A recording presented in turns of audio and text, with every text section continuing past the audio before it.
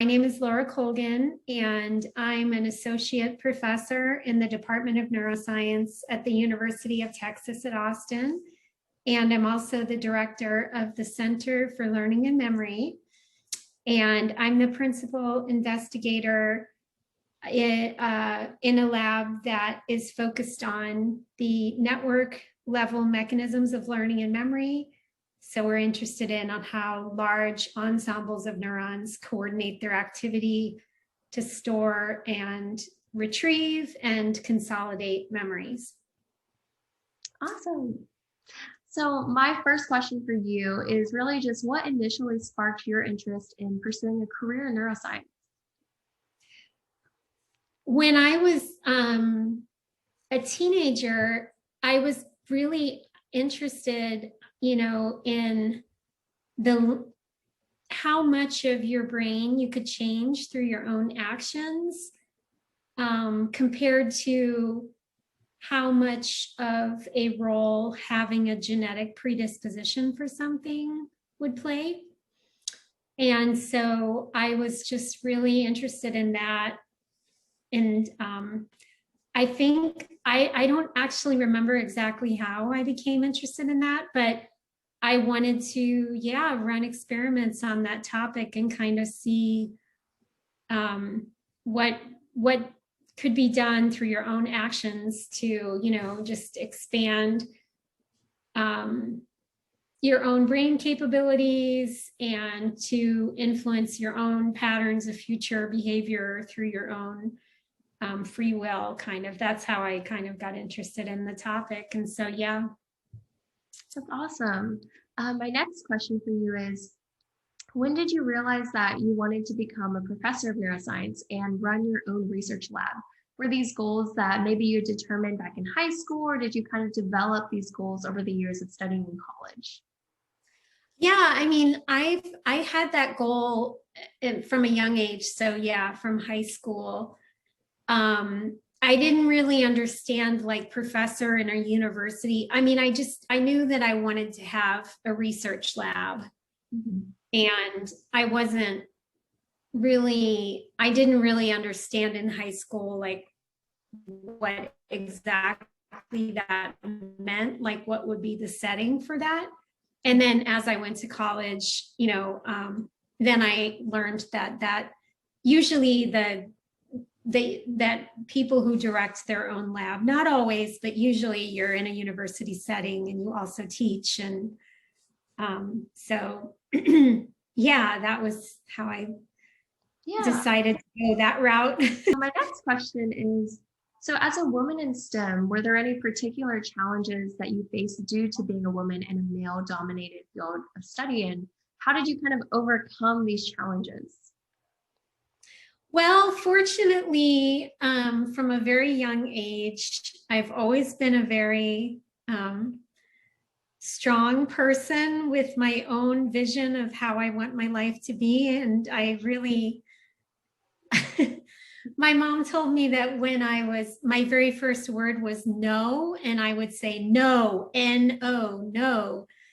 And I just, I was always guided kind of like by my own vision of how I wanted my life to be. And so fortunately, I didn't really, I guess, internalize other people's opinions or perceptions of me, or if people underestimated me or had a wrong impression of who they thought I was, because I wasn't exactly like all the other people they had met or whatever. I just kind of wouldn't internalize those things and wouldn't let it dissuade me from my road that I was trying to head down, and I was willing to just keep trying and just keep working and circumvent any obstacles that were in my way. But I think being a woman in science, it's like being a woman in society. I think it's a lot of the same challenges. And I think just there is an underrepresentation of women in science, although I do think that that is changing for the better, hopefully, but it's still changing more quickly for white women than it is for women from non-white groups. But I think that, you know, it's kind of the same things that I think people are now talking about and trying to be aware of and trying to train themselves not to do, like microaggressions and stereotypes. And, you know, we're just underrepresented in leadership roles in science compared to the representation of women at the earlier career stages, like graduate school or university. So, but I think it's changing, you know, but I think that I hope that for the younger generation, I mean, I hope so, that like your generation, that everybody will have the opportunity to do whatever they want and take whatever role they want in society. I So completely agree. And I loved how you talked about how just like growing up, you're kind of internally just strong and you're able to kind of block out any other negative opinions and just be able to like just directly face whatever you were going through and just go towards your goals regardless of other people's opinions. It's really cool. it's, even if they're right, how does that help anything? I mean, as long as you can always have a plan B. I mean, I had to apply to graduate schools few times before I got in, you know, so the first time I was like, wow, you know, I spent a lot of money and I didn't even get an interview and I worked so hard and like, you know, I was like, but it didn't stop me. I was just like, well, okay, you know, I'll try again next year. But the second time when that happened again, then I was like, okay, well, you know, everything is still okay right now, you know, because I was still very young, because I graduated college when I was like 21. So I was, you know, pretty young. But then I was like, well, if I keep applying and I never get in, you know, what will be, maybe I should think about like what else I can do. But I didn't think that hard about it because I was like, I'm going to keep trying and I'm doing things to strengthen my application and I'm having a good experience, everything that I'm doing right now. My next question is, what has been your greatest or maybe just your favorite accomplishment throughout your career and why? Oh, it's for sure that seeing the accomplishments of all of my former lab members, and it's like a variety of different things that people are doing. But seeing people establishing their lives and, you know, making their positive impacts on the world and doing all these incredible things and knowing that I helped them to achieve their goals. That's really something that's like, yeah, it really means a lot to me. Yeah. My next question is, so you kind of touched a little bit on this, but you can go any direction you want. What was one of the most difficult decisions you had to make in your journey to getting to where you are today? And were there any specific sacrifices maybe you made in order to head in a certain direction when you were faced with multiple options? Yes and yes. So yeah, I mean, it, like I was saying, it's been my dream for a long time to have my own lab. And I knew that, you know, there was work that I was doing or experiments that I was doing, ideas that I was thinking about, scholarship that I was doing, learning about fields, that it was just so exciting to me and so stimulating and just brought me a feeling of satisfaction that would be very difficult for me to get in any other way.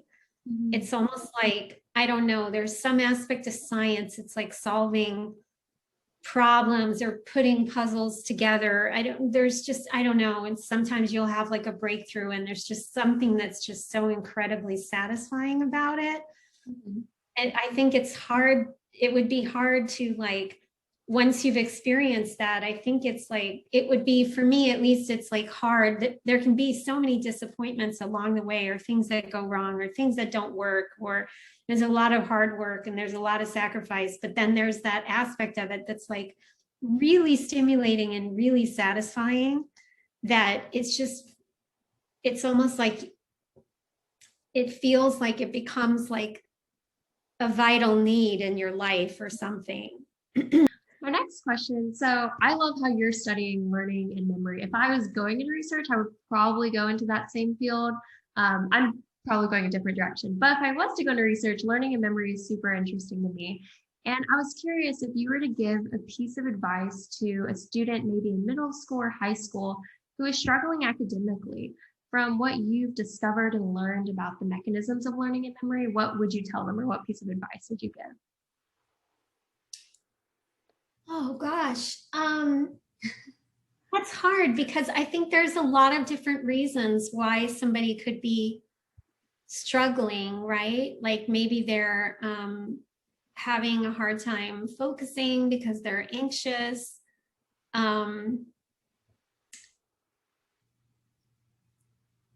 I think, I mean, it's easiest to learn about something. And of course, gets easier like once you get older. I mean, you don't have any choice about this. Well, you have a little bit of choice, but not that much choice about it when you're in high school. But Mm-hmm. I think it's really easy to learn about something that you're really interested in. And it's like your brain retains everything because it's easier to remember things that you're really motivated to learn and you have like already an interest in it.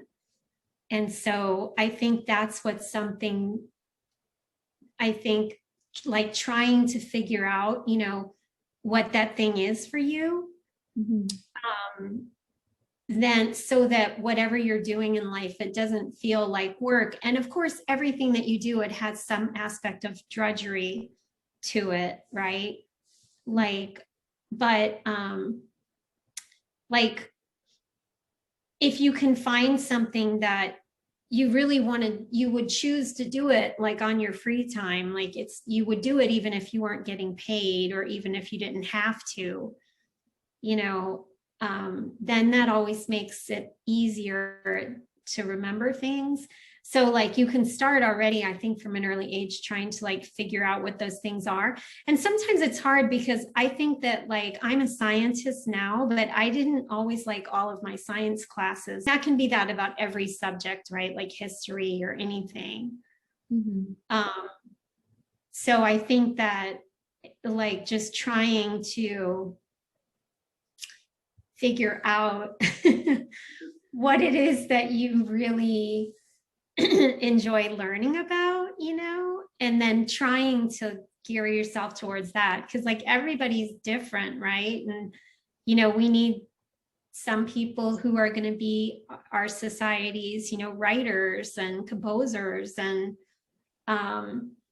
people who are, building everything around the city, and in addition to scientists, we need people who feel rewarded by taking care of other people, to be our like healthcare workers. And so I think everybody's different, but you can start kind of like learning about the things that you like, and then just making sure that like you're making your choices based on what you like. Because one thing that I can say like now, I mean, I think I think that sometimes people are choosing what they're going to study in university, like they haven't really thought about it that much for themselves. Sometimes they're choosing it because their family is kind of pushing them in that direction, or sometimes they just think it's what they're supposed to be doing, or they think that they're going to be able to make a lot of money if they do a certain thing.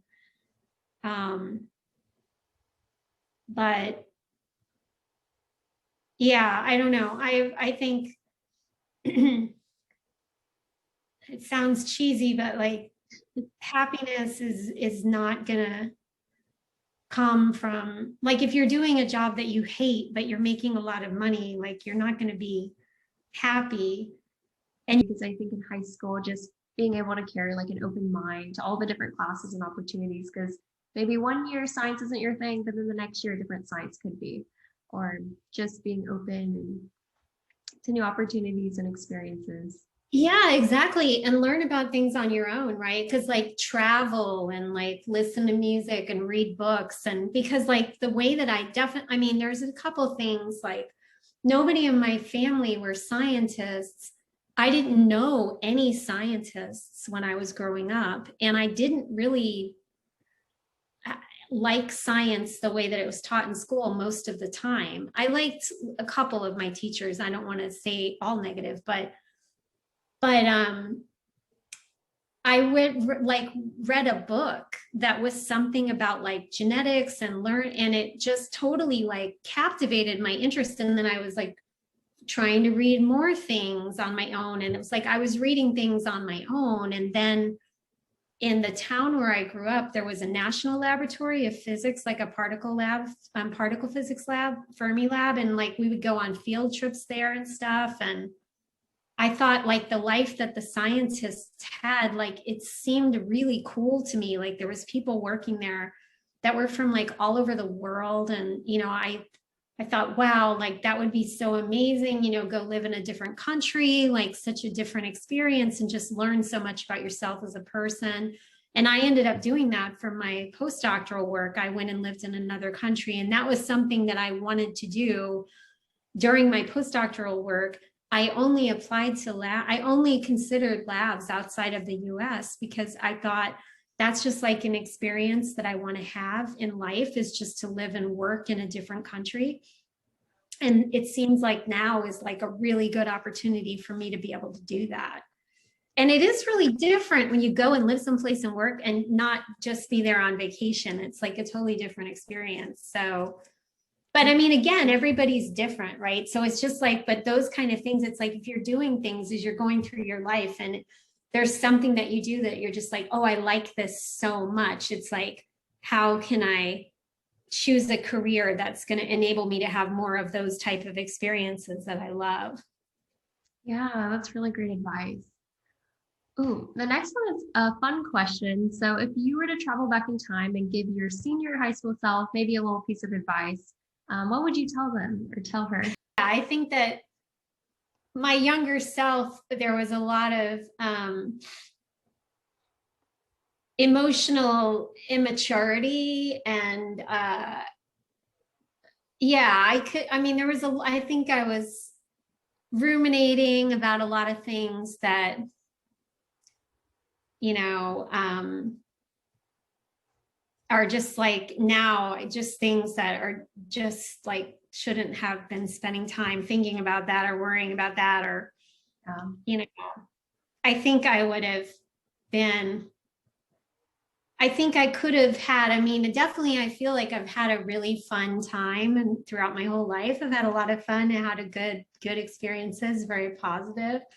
But I think it could have been like even better if I would have sometimes been living more in the moment and like enjoying what I was actually experiencing and not like worrying or, you know, thinking about what wasn't perfect about it and like worrying about that or like trying, you know, and I don't know, it's hard to describe, but Yeah, I I think, understand. yeah. That's really good advice. And I think that also like honestly, graduate school, honestly, this is for those people who are considering graduate school, and it's probably the same in medical school as well, although I don't have experience with that personally. But graduate school, it can be a very stressful time. And graduate students can be very vulnerable to, you know, mental health issues. And I think that I try to tell all the graduate students that I come in contact with, like if you start like worrying too much or just kind of going down a bad road in terms of your thoughts, like go weekly for therapy, just psychotherapy, just really try to like start working on it so that you don't, develop the habit of doing that, and instead of focusing on what's going on and like experiencing all the positive things and all the positive experiences that you're going to have that are actually going to go by really fast when you look back on it. Yeah. Instead of like worrying so much about the future or all the things that can go wrong. Yeah, I definitely agree. It's tough in school, just like trying to live in the moment and take time for yourself too. My next question is, did you have an influential role model or maybe a leader in your life who always encouraged you and played a really strong role in shaping you into the person you are today? Yeah, I definitely did. I mean, I've had a couple of them. I've had a couple people along the way that have been really influential for various reasons.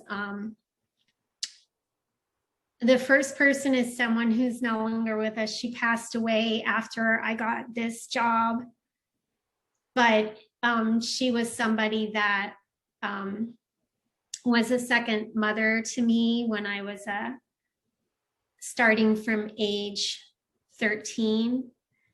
And for a year, I had actually lived with her, and she always made me feel very unconditionally loved, and that she would have my back and support me in any way that she could. And yeah, it was really, really hard. She wasn't only like that for me, she was like that for a lot of other people as well. Mm-hmm. And when we lost her, it was like, I think like 7 or 8 years ago now, it was very, very hard. She's a wonderful person. So yeah, she's definitely the first person who comes to mind. Someone who's been there for me almost my whole life. Yeah. And then also, I would say my PhD advisor was somebody who was really influential on me, because there was things about our background that were similar. And so being in his lab, he was able to like relate to me in a way that I definitely appreciated. And then my postdoctoral advisors were just wonderful. And I love them so much. They're just such good people. And also just unconditionally supportive of me and gave me so much, and just are continue to this day to get, if I need anything, like they're there for me, and they're just so generous and so brilliant. They're such brilliant scientists, but like such good people. Mm-hmm. And working for them. And they're also, they provided a model of a way to like run a laboratory that was really beautiful to see, to run, to have like a collaborative group that's based on, not like competition, and but just creating like a really positive work environment, and some place, that's kind of having that same idea of like coming to work should be fun, and everyone should really enjoy what they're doing. It shouldn't be hard. It's going to be hard, of course, like there's problems to solve and things like that, but like the atmosphere will be very supportive, and just it's like just a happy place to go. And yeah, so. And then the last person, who's someone here at UT Austin, I would say Dan Johnston, who recruited me here to UT Austin. He's somebody that I look up to so much as a scientist and also as a person. Mm-hmm.